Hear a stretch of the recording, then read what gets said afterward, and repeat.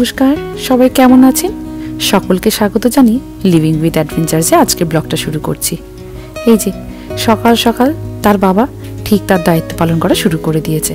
তবে আজকের আমার ঘুমটা একটু তাড়াতাড়ি ভেঙে গেছে, কারণ ছেলে আজকে উঠেছে 6:30টায়। সেই তাকে খাওয়াতে খাওয়াতে ডাইপার চেঞ্জ করতে করতে ঘুম পাড়াতে পারতে 7টা বেজে গেছে। তাই ভাবলাম আর কেন ঘুমোবো, নিচে আসি। এসে দেখি তার বাবা ব্রকলি ফ্রাই করছে। মানে আগের দিন রাতে তার মেয়েকে জিজ্ঞেস করে নেয় কি টিফিনে দেব। মানে পুরোপুরি মেয়ের দায়িত্ব তার বাবাই নিয়ে নিয়েছে। ঘড়ি কাটা ওই 7:05। মানে 7:15 দিকে তাকে ডাকা হয়। তাকে উঠতে উঠতে ব্রাশ করাতে করাতে খাওয়াতে খাওয়াতে মোটামুটি 7:45। ওই 7:45 দিকে বাস চলে আসে। তারপরে 8টা দিকে স্কুলটা স্টার্ট হয়। লাস্ট ব্লগে আপনাদেরকে দেখিয়েছি সারা দিন আমাদের কীরকম ঝড়ের মতো দিন যায়। সেই সকালবেলা উঠে মিঠিকে ওঠানো থেকে খাবার দেওয়া থেকে শুরু করে রাত অবধি আমাদের কিছু না কিছু কাজ চলতে থাকে। যদিও বা আমাদের জীবনে এখন দিন রাত এখন সমান হয়ে গেছে। এই যে 2টো টিফিন বক্স রেডি। যেহেতু সেই 8টা থেকে 3টে অবধি স্কুল, তাই জন্য মাঝখানে না ওদের একটা স্ন্যাক্স টাইম হয় ওই 10টা বা 10:30 নাগাদ। তাই ছোট একটা বক্সে একটু টুকটাক ফল বা 2টো বিস্কিট এরকম পাঠিয়ে দিই। আর এই পাশে বড় টিফিন বক্সে যেরকম লাঞ্চ বক্স যায়। ব্যাস, ওর বাবা ছাড়তে চলে গেছে। এই ঘরের মধ্যে সকালের সূর্য রশ্মিটা বলে না বেশ আলাদাই একটা এনার্জি পাই। দাঁড়ান, দরজাটা খুলে দেখি কত দূরে এগুলো। মিটিটা আর আমাকে সকালবেলা দেখতে পায় না, তো মাঝে মাঝে একটু মন খারাপ করে। ওই যে সারা রাত জাগতে জাগতে ছেলেটার সাথেই যে ব্যস্ত হয়ে পড়ি। তারপরে ওই যে ভোরের দিকে যা ঘুমটা ধরে, ব্যাস সেই আর নিচে নামতে পারি না। সম্পূর্ণ কাজই ওর বাবা করে দেয় মিঠির। বিশাল ঠান্ডা পড়ে গেছে। সেই ঠান্ডা আবার মিটিকে ছাড়তে গেছে। আজকে আমি তাড়াতাড়ি উঠে পড়েছি, কারণ আমার মহারাজ আজকে সকাল 6টায় উঠে পড়েছে। তার পটি টয়লেট সবকিছু ক্লিন টিন করে তাকে দুধ খাইয়ে এই নিচে এসেছি। তাই মেয়েটাকে একটু দেখবো বলে, খালি বলে মামি তুমি থাকো না। প্রতিদিনের মতো সকালটা শুরু হলো মিঠি স্কুল যাবা দিয়ে। এই যে ওর বাবা চলে আসছে। আজ আবার যেতে হবে হসপিটালে, তাই তড়িঘড়ি করে ওর বাবা হেঁটে আসছে, কারণ ওপাশে দেরি হয়ে গেলে আবার ঝামেলা। এই যে তাই তাড়াতাড়ি করে একটু দুধ চা আর একটু ওই ব্রেড অমলেট, মানে মোটামুটি ঘরে যা ছিল জল খাবারের জন্য টিফিন বক্সে নিয়ে নিয়েছি। খাবার টাইম নেই তো, তাড়াতাড়ি করে গিয়ে ওর আজকে ওয়েট চেক করা হবে। ওই যে আপনাদেরকে একবার বলেছিলাম মনে আছে, বেবির জন্মের পর 1 উইক পরে ওদের ওয়েট চেক করাটা খুব কম্পালসারি, মানে খুবই ইম্পর্টেন্ট। কারণ মাঝে মাঝে ওদের খাবারের ঘাটতি হলে ওয়েটটা অনেকটা লস হয়ে যায়। সেই সব ব্যাপারে কিন্তু ডাক্তাররা জানেন। তাই ওনারা বলেছেন যেহেতু মিমোর লাস্ট উইকে একটু ওয়েটটা কম ছিল, তাই জন্য এইবার এসে আরেকবার চেক করে নেওয়া। তবে ওনাদের হসপিটালে আমাদেরকে ডাকার আরও একটা কারণ থাকে, সেটা হচ্ছে বাচ্চা জন্ম দেওয়ার পর বাচ্চার মা ঠিক আছে কিনা, মানে তার শরীরে কোনো ঘাটতি হচ্ছে কিনা, বা পোস্টমার্টাম ডিপ্রেশন যেটাকে বলে, সেইটা আমি কোনোভাবে ফেস করছি কিনা, সেইটার জন্য ওনারা একটা ফর্ম দেন জানেন। মানে যখনই হসপিটালে ঢুকবো তখনই একটা ফর্ম দেন, সেইটাকে টিকমার্ক বা ক্রস, মানে কোনটা কোনটা ফেস করছি বা কি প্রবলেম হচ্ছে সেইগুলোকে ওখানে বিস্তারিতভাবে লেখা। মানে রাতে আমার ঘুম হচ্ছে কিনা, বেবিকে ঠিক করে খাওয়াতে পারছি কিনা, বা বেবির সাথে আমার ভালো কানেক্ট হচ্ছে কিনা, রাগ দেখাচ্ছি কিনা, জিনিস ছুঁড়ে ফেলে দিচ্ছি কিনা। এই যে একটা বেবি জন্ম দেওয়ার পর একটা যে মেন্টাল প্রেশার হয়, সেটা কিন্তু ডাক্তারবাবুরা সব জানেন। তাই জন্য ওনারা বলেন এই ফর্মটা ফিল আপ করতে। যাকে তবে একটা এই ক্ষেত্রে হাসির কথা বলি, যখনই আমাকে এই ফর্মটা দেওয়া হয় না, ওর বাবা ভয়ে বলতে থাকে তাড়াতাড়ি করে কিন্তু সব ক্রস করে দাও, মানে তোমার সব ঠিক আছে, কোনো কিছু হয়নি। মানে কি বলুন তো, অ্যাকচুয়ালি এখানে আমেরিকার একটা রুলস আছে, যদি সত্যিকারের আপনার যদি কোনো অসুবিধা হয় বাচ্চা মানুষ করতে, তবে কিন্তু সেই ব্যাপারে ওনারা কিন্তু হস্তক্ষেপ করবেন। মানে বাচ্চার প্রতি যদি কোনো অবহেলা হয় বা মায়ের যদি সত্যি কষ্ট হয় বাচ্চা মানুষ করতে, সেই ক্ষেত্রে কিন্তু ওনারা বাচ্চাকে নিয়ে নিতে পারেন অন্য জায়গায় টেক কেয়ার করার জন্য। তবে হ্যাঁ, কোনো বাবা মাই চাইবে না তার ছেলে বা মেয়েকে তাদের কাছ থেকে কেড়ে নিই। সেই ভয়ে আপনাদের দাদা বারবার বলে ফর্মে সব কিছুতে ক্রস সাইন দিয়ে যাও, মানে বলে দাও তুমি সব দিক থেকেই ঠিক আছো, যতই কষ্ট হোক আমরা দুজনে মানুষ করে নেব, এদেরকে বাবা কিছু বলার দরকার নেই। কি বলুন তো, আমরা ভারতীয়, কষ্ট সহ্য করার মতো ক্ষমতা আমাদের আছে। আর মা যখন হয়েছি কষ্ট তো আমাকে করতেই হবে। ঠাকুরের আশীর্বাদে আস্তে আস্তে যে সব কিছু করে নিতে পারছি, এটাই অনেক। তা বলে কি কষ্ট হচ্ছে না? খুব কষ্ট হচ্ছে। দিদি চলে যাওয়ার পর কাজগুলো আরও দ্বিগুণ বেড়ে গেছে। কিন্তু ওই যে বাবা মা হয়েছি, সন্তানদের জন্য তো আমাদের করতেই হবে, সে যেই পরিস্থিতিতে আসুক না কেন। তবে কি বলুন তো, বিদেশে কিন্তু একার হাতে বাচ্চা মানুষ করা খুব কষ্টদায়ক। বাড়ি থেকে যদি বাবা মারা আসেন তাহলে ঠিক আছে, কিন্তু আপনি যদি দিনের পর দিন কোনো হেল্পিং হ্যান্ড না পান, সেটা কিন্তু খুবই কষ্টদায়ক। হ্যাঁ, ন্যানি সেই ক্ষেত্রে কিন্তু আপনি রাখতে পারেন, তবে তারা কিন্তু শুধু আপনার গুনে গুনে টাইম ধরে আপনার বাচ্চা টেক কেয়ার করে যাবেন, বাকি সময়টা আপনাকে কিন্তু করতে হবে। তাই দিনের পর দিন রাত জাগা, একা রাতে বাড়ির সমস্ত কাজ, মানে সে খাওয়া থেকে শুরু করে ঘর ক্লিনিং করা, সব কিছু একার হাতে করা, তার উপর একটা বাচ্চাকে লালন পালন করা, এই সব কিছু করতে করতে না একটা জায়গায় একটা মায়ের জন্য পোস্টমর্টম ডিপ্রেশনটা চলেই আসে। আর এটা হওয়া খুবই স্বাভাবিক, যে যতই বলুক না কেন। তাই আপনার শরীরের যত্ন কিন্তু আপনাকেই রাখতে হবে।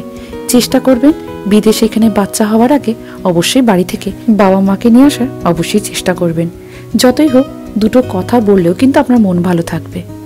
আজ বহুদিন পরে একটু নিজের ড্রেসে ফিরে আসছি। 9 মাস রেস্ট্রিকশনস, টেনশনস, আরও অনেক কিছু জড়িয়ে ছিল। প্রেগনেন্সিটা এতটা ইজি নয়, এক্সপিরিয়েন্সে বলছি। মানে বহুদিন পর একটু পড়তে পারছি, কমফোর্টেবলি হাঁটছি, যেন মনে হচ্ছে যে মানে উঠতে হওয়া পাচ্ছি। যাই হোক, আমার ছেলের হচ্ছে যে চেক আপ টেকআপ ভালোই হলো। এটা স্পেশালি অ্যাকচুয়ালি ওয়েট চেক আপের জন্য ছিল, বিকজ ডক্টরের এটা নিয়ে কনসার্ন থাকে যে এভরি উইকে, রাইট? এভরি উইকে তো যে ওয়েট বাড়তেই হবে। এভরি উইক না, এভরি ডেতে 1 আউন্স করে বাড়তে হবে। এভরি ডেতে? তো আমাকে একটু স্পেসিফিক্যালি আবার জিজ্ঞেস করে নিল যে সিমিলাক, মানে বাইরের মিল্ক দেওয়া হচ্ছে না, ব্রেস্ট ফিডিং, তো সেটাও জেনে নিল। তো আমি তো শুরু বললাম ব্রেস্ট ফিডই করাচ্ছি, ব্রেস্ট মিল্কই খাচ্ছে। তো এভরিথিং ওয়েল অ্যান্ড গুড। এবার যেটা হবে 1 মান্থে ওর হচ্ছে যে ভ্যাকসিনস হবে। ওর ভালো লাগছে, আজকে ওয়েদারটা ভালো, বেশ বাইরে ভালোও লাগছে। কিন্তু অ্যাকচুয়ালি ওকে আমরা বের করছি না, কারণ আমরা ঠিক করেছি 2 মাসের পুরো ভ্যাকসিনসটা হয়ে গেলে তারপর ওকে নিয়ে বেরোবো। যদি বা আমেরিকানরা সেটা মানে না, আমেরিকানরা 2 উইক্সের বাচ্চাকে নিয়েও বেরিয়ে যায়। তো আমাদের একটু ভয়ই লাগে ব্যাপারটা। যাবো একটু পাটেল বাজারসে, একটু একটা দুটো বাজার করবো। আমি বলেছি গাড়িতে থাকবো, তুমি গিয়ে ঝট করে নিয়ে চলে আসো। আদা নেই, বিস্কিট নেই, টুকটাক ঘরে জিনিসপত্র। চলো, বসে দিয়েছো? জেগে বসে আছে না শুয়ে? ও শুয়ে থাকলে না আমি সামনে বসে যাই। মিঠির সময়টা আমি করতে পারতাম না, মিঠির সময় আমাকে পেছনেই বসতে হতো। চোখ হালকা করে বন্ধ কর, গাড়ি চললে শুয়ে পড়বো। কি করবো, সামনে বসে যাবো? বসে এইটুকু তো। তুমি ব্রেডটা খেলে না? খাবো। খেয়ে নাও। যাবো একটু বাড়ি ফেরার পথে পাটেল ব্রাদার্স। সেই যখন হসপিটালে এসেছি, এই মিনিট 5-এর রাস্তা। কেন বাড়ি ফিরে যাব? ওর বাবাকে বললাম চলো কয়েকটা বারং বাজার করে নিই, কারণ বাড়ি ঢুকে গেলে বেরোনো কিন্তু আমাদের দুজনের জন্য ভারী কষ্ট। এই যে দেখলাম একটু কাজু কাটলি, অনেকদিন ধরে মিষ্টি খাইনি তো প্রেগনেন্সির জন্য, এখন বড্ড ক্রেভিং হয় জানেন। ব্যাস এই কয়েকটা বাজার টাজার করে নিলাম, এইবার যাবো সোজা বাড়িতে। একেবারে ম্যাগি 2টো, কুমড়ো এরকম করে নিয়ে নিয়েছি। যা কালকে আইসক্রিমের বায়না করেছিল, আবার আইসক্রিম নিয়ে নিয়েছি 3টে, ওই ছোট ছোট গুলো।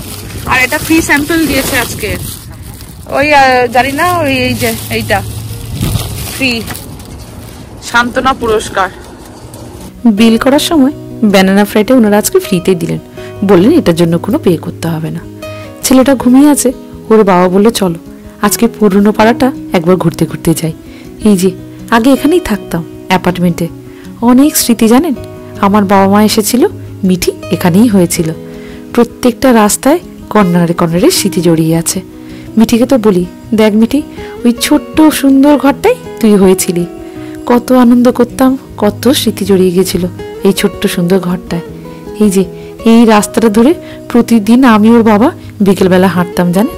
ছেলেটা ঘুমিয়ে আছে, তাই বললাম চলো এক পাক বরং ঘুরে যাই, তবে নামবো না, কারণ ঘরে গিয়ে একটু ডাল আর ভাত করব, কালকে সবজিটা পড়ে আছে।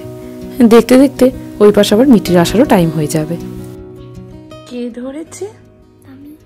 ভাইকে তুমি ধরেছ? তুমি তো নিজে একদিন ছোট্ট ছিলে, তুমি ভাইকে ধরছ? বাবা, মিটি আমার বড় হয়ে গেছে মা। হ্যাঁ, খুব সুন্দর টেক কেয়ার করে ভাইয়ের। যখন বলি ভাইকে দেখ আমি স্নান করছি, ঠিক দেখে। মাঝে মাঝে ভাইয়ের বোতলটা একটু ধরে নেয়। হ্যাঁ, তাকে শেখানো হয়েছে স্কুল থেকে এসে যাই হয়ে যাক আগে জামা কাপড় ছেড়ে হাত ধুয়ে তবে ভাইয়ের কাছে আসবে। কিন্তু ওই যে তাড়াতাড়ি করে আগে স্নানটা করে দিই, যতই ওই 7 ঘন্টা স্কুলে থাকে, যত জামস খায়, তাই স্নান টান করিয়ে বলেছি ভাইয়ের সামনে আসবে। ওই যে কোলে নিতে বড্ড ভালোবাসে মিঠিটা, ভয়ও লাগে, ঘাটটা শক্ত নয় তো, এই তো সবে সদ্য বাচ্চাটা আমার, তাই বলি চুপ করে সোজা হয়ে বসে থাক, কারণ একটু কোলে না দিলে মাথা খেয়ে ফেলবে জানেন। সব সময় বলে, মামি তোমরা সবসময় কোলে নাও ভাইকে, আমাকে তো একটু কোলে দাও। যাকে বাবা, আমি বলেছি নরম চরম বেশি করিস না, চুপ করে নিয়ে বসে থাক। তবে ব্লগটা আজকে এখানেই শেষ করছি না, একটা খুব ভালো জিনিস আপনাদের সাথে শেয়ার করে রাখি, পারলে বাড়িতে কখনো বানিয়ে দেখতে পারেন। এই যে সাদা রঙের ছোট ছোট ফুলের মতো দেখছেন, এইটা হচ্ছে মাখনা। হালকা করে রোস্ট করে নিচ্ছি, তবে বাজারে রোস্টেড মাখনাও পাওয়া যায়। বাড়িতে এনে আমি করি কেন, কোনো প্যাকেজ ফুডই তো ভালো নয়, তাই বাড়িতে আমি হালকা ঘিতে ভেজে নিই। শুধু আবার মাখনা নয়, করবো আজকের একটা সুন্দর লাড্ডু, যেই লাড্ডুটা যারা সদ্য মা হচ্ছে শুধু তাদের জন্য নয়, যাদের ব্যাক পেন রয়েছে, জয়েন্ট পেন রয়েছে, মাইগ্রেন, তাছাড়া ইমিউনিটি বুস্টারের জন্য এই লাড্ডুটা ভীষণ উপকারী জানেন। হ্যাঁ, এবার হয়তো আপনি বলবেন এই লাড্ডুটা আমার কোনো কাজ দিয়েছে কিনা। বিশ্বাস করুন, আমার ডেলিভারি ঠিক কয়েকদিন আগেই লাড্ডুটা বানিয়ে রেখেছিলাম। ডেলিভারি হবার কয়েকদিন আগে থেকে আমি কিন্তু খাওয়া শুরু করে দিয়েছিলাম। এবার ডেলিভারি পরে যে মায়ের পেনটা থাকে, আমি জানি না সেটা এই লাড্ডুর জন্য কিনা, তবে বিশ্বাস করুন বাড়িতে এসে শুধু 2টো টাইনিনাল খেয়েছি। ডাক্তারবাবুরা আমাকে যে হাই ডোজে পেন কিলার দিয়েছে, কোনো পেন কিলারই আমার লাগেনি। আমার ক্ষেত্রে কিন্তু এই লাড্ডুটা ভীষণ ভীষণ কাজ দিয়েছে। আপনারাও যারা জয়েন্ট পেন, ব্যাক পেন বা মাইগ্রেনের শিকার, তারা কিন্তু এই লাড্ডুটা বানিয়ে খেতে পারেন।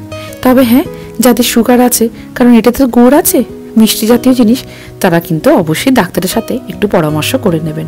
এইবার একটু সংক্ষেপে আমি একটু বলে দিই লাড্ডুটা বানাতে আমি কি কি দিয়েছি। কাজু, আলমন্ড আর মাখনা, এইটাকে ভালো করে ঘিতে রোস্ট করে একটু গুঁড়ো করে নিয়েছি মিক্সিতে। তারপর একটা কড়াইতে গুঁড়ি নিয়েছি, সেইটাকে ভালো করে মেল্ট করে এই যে ওই গুঁড়োটা দিয়ে দিয়েছি। ব্যাস, এইবারে এটাকে নাড়তে নাড়তে হালকা হালকা একটু ছিটছিটে আঠা আঠা ভাব হয়ে যাবে। ব্যাস, তারপরেই নামিয়ে নিতে হবে। ওই যে ওর বাবাকে বললাম তুমি নাড়ো বাবা, এই হাত ঘুরিয়ে ঘুরিয়ে নাড়ানাড়ির জোর আমার হাতে আর একদমই নেই। ব্যাস, এই যে হয়ে গেল। এই যে হাতে এবারে ভালো করে ঘি নিয়ে নিতে হবে, যাতে লাড্ডুটা গোল করার সময় হাতে একটুকু না লেগে যায়। দিয়ে সামান্য একটু একটু করে নিয়ে লাড্ডুর আকারে তৈরি করে রেখে দিতে হবে। ব্যাস, আর কিছু নয়। তবে এই লাড্ডুটা আপনার 1 মাস থেকে 2 মাস এয়ারটাইট বক্সে কিন্তু বাইরেই রয়ে যাবে, কোনো ফ্রিজে রাখতে হবে না। প্রতিদিন একটা করে খান, নিজেরাই বুঝতে পারবেন অনেক উপকার হচ্ছে। অনেকটাই রাত হয়ে গেছে, ছেলে মেয়ে দুজনকে আমরা ঘুম পাড়িয়ে দিয়েছি, তাই দুজনে মিলে রাতে হাতে হাত লাগিয়ে তাড়াতাড়ি করে নিলাম। ব্যাস, এরকমই এবার বক্সে ভরে রেখে দেবো, বাইরেই রেখে দেবো। ওই যখন মাঝে মাঝে মনে হয় দুপুরে, সকালে, বিকেলে একটা করে খেয়ে নিই। তবে হ্যাঁ, খালি পেটে না খাওয়াই ভালো। গুড়টা আছে তো, হঠাৎ করে আপনার সকালবেলা অ্যাসিডিটিও করতে পারে। এই যে দেখুন অনেকগুলোই হয়েছে, নাই নাই করে 30 থেকে 35টা। ব্যাস, এই বক্সে করেই রেখে দেবো, একটা একটা করে খেতে থাকবো। যারা সদ্য মা হয়েছেন বা সদ্য মা হতে চলেছেন, তারা কিন্তু অবশ্যই লাড্ডুটা বানিয়ে রেখে দেবেন, ভীষণ উপকার করবে। বিশ্বাস করুন, যদি উপকার হয় অবশ্যই আমাকে কিন্তু কমেন্ট বক্সে কমেন্ট করে জানাবেন। বিশ্বাস করুন, এইটা কিন্তু আমি মিঠির সময় জানতাম না, খুব পেন হয়েছে, খুব কষ্ট পেয়েছি, ওষুধও খেয়েছি তেমনভাবে। কিন্তু এই সময় যদি আমি জানতাম এরকম একটা করে লাড্ডু খেলে শরীরটা ভালো থাকবে, উইদাউট এনি ফেল আমি কিন্তু এই লাড্ডুটা বাড়িতে বানিয়ে রাখতাম। এই যে দেখুন, একটা বক্সে অনেকগুলোই হয়ে গেছে। ব্যাস, এইটা রেখে দেবো। মাঝে মাঝে আমি মিঠিকেও খেতে দিই। এই যে ইমিউনিটি বুস্টারের জন্য এই লাড্ডুটা ভীষণই ভালো। ব্যাস, সব কাজটা হয়ে গেছে। ওর বাবাও বড্ড টায়ার্ড হয়ে গেছে, আমি বলেছি তুমি চলে যাও, কয়েকটা বাসনপত্র আছে ভালো করে পরিষ্কার করে রান্নাঘরটা মুছে টুছে আমি তবে যাব। আমি রাত্রিবেলা মিঠি টিফিন বক্স টক্সগুলো একটু রেডি করে দিয়ে যাই গ্যাসের পাশে, যাতে সকালবেলা উঠে ওর বাবা সেরকম কষ্ট না হয়। কয়েকটা ইনফরমেশন আপনাদের সাথে শেয়ার করার আমার খুব ইচ্ছে ছিল। আশা করি এই ব্লগটা আপনাদের অনেক কাজে লাগবে। আজকের ব্লগটা এখানেই শেষ করি। সবাই ভালো থাকবেন, সুস্থ থাকবেন। আমাদের এই ব্লগটা যদি কোনোভাবে আপনাদের উপকারে আসে, শুনে কিন্তু খুব খুশি হব। ভিডিওটি ভালো লাগলে লাইক, কমেন্ট আর সাবস্ক্রাইব করে দেওয়ার অনুরোধ রইল। ভালো থাকবেন, সুস্থ থাকবেন। খুব তাড়াতাড়ি আসছি নেক্সট আরও একটা ব্লগ নিয়ে।